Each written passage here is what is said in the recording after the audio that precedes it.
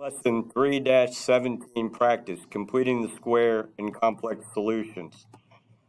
Question 1.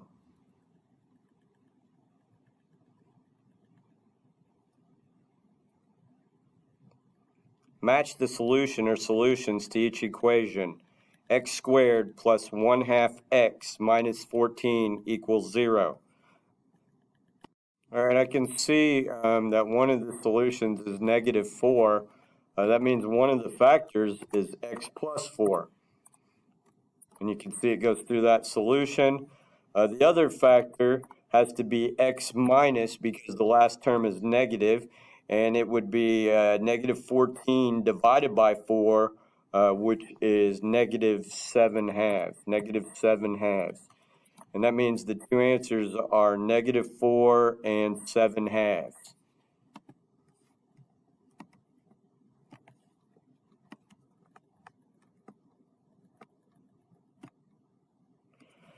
X squared plus 12x plus 36 equals 0. You can see there's one solution. That's because this is a perfect square trinomial. Half of 12 is 6. 6 times 6 is 36. A perfect square trinomial factors into a binomial squared. The first term is the square root of the first term. The sign is the sign of the middle term. And the square root of 36 is 6. It is a binomial squared. So the answer is -6.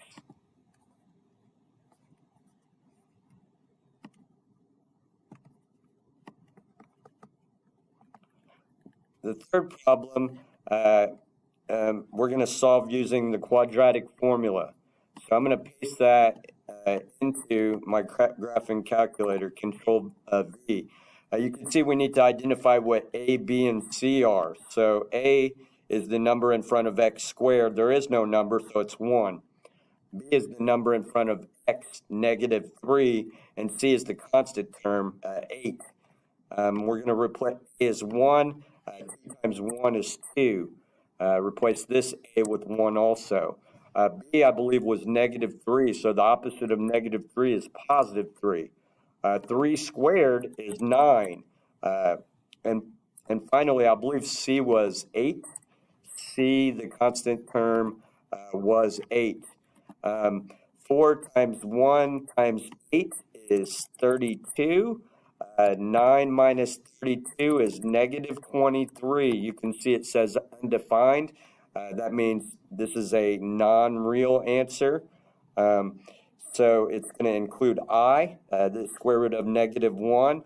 3 divided by 2 is 1.5, and the square root of 23 divided by 2 must be fairly close to 2.4. And the last one, x squared plus 4 equals 0. X squared plus 4 equals 0. To solve this, you subtract 4 from both sides. 0 minus 4 is -4. So you get x squared equals -4. To solve that, you take the square root of both sides. The square root of 4 is 2, plus or minus 2. So the square root of -4 is plus or minus 2i.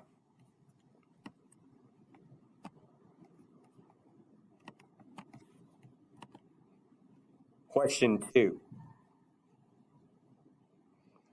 Which describes the solutions to the equation x squared plus 7 equals 0? Again, you have to subtract 7 from both sides. 0 minus 7 is -7. When you take the square root of a negative number, you get two non-real solutions. Two non-real solutions. And in this case, it would be I times plus or minus I times the square root of 7. Question 3. Complete the explanation to determine how you know the square root of 3x plus 2 equals -16 has no solutions. Since the expression on the left is a square root, it is positive. The right side of the equation is negative, so it cannot equal the left side. Question 4. Determine the number of real solutions and non-real solutions to each equation shown in the bins. Use the graphs. Don't do any calculations to find the solutions. The solutions for the first graph will be when the graph intersects the x-axis. You can see it touches the x-axis right there and right there. So it has two real solutions. X squared minus 6x plus 7 has two real solutions. The next graph that begins with 3x squared, you can see this graph never touches the x-axis. So it has 0 real solutions and 2 non-real solutions. This one that begins with a negative, you can see it touches the x-axis twice. Once here around -4 and once here very close to 1/2. It has 2 real solutions. All right, they want to know when the first graph touches the line y equals -2, the horizontal line y equals -2. So let's go back up to the first graph.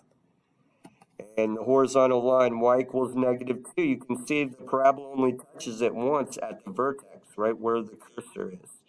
It has 1 real solution. All right, they're talking about the last graph. It's negative. The parabola is upside down. They want to know when it touches the line y equals 6. You can see this parabola never touches the line y equals 6. It is below it. The horizontal line y equals 6. So it has 2 non-real solutions. And finally, they're talking about the middle graph here, the one that begins with 3x squared, and they want to know when it touches 2, y equals 2. All right, you can see if I made a horizontal line at 2, it would touch the parabola twice, once here and once here. That has 2 real solutions.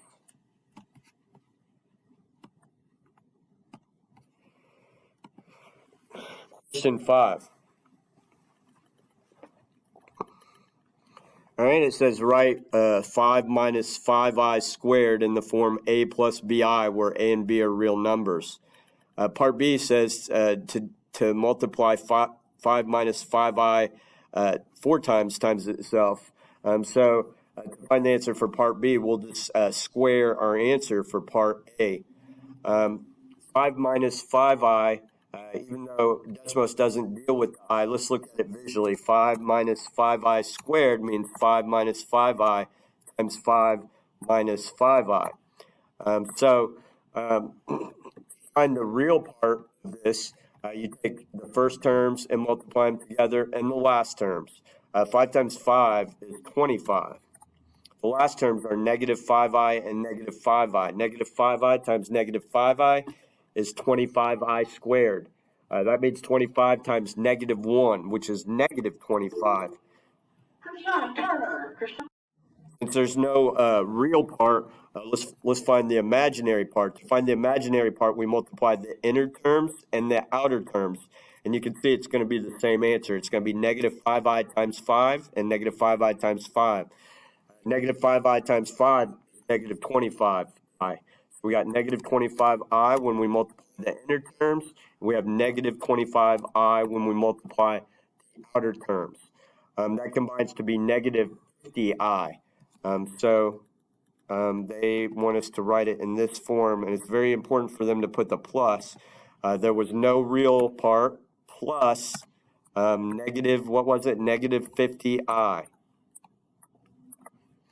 All right, for the second part, to find 5 minus 5i to the 4th power, we just have to square our answer for the first part. Instead of 5 minus 5i, it's 0 minus 50i.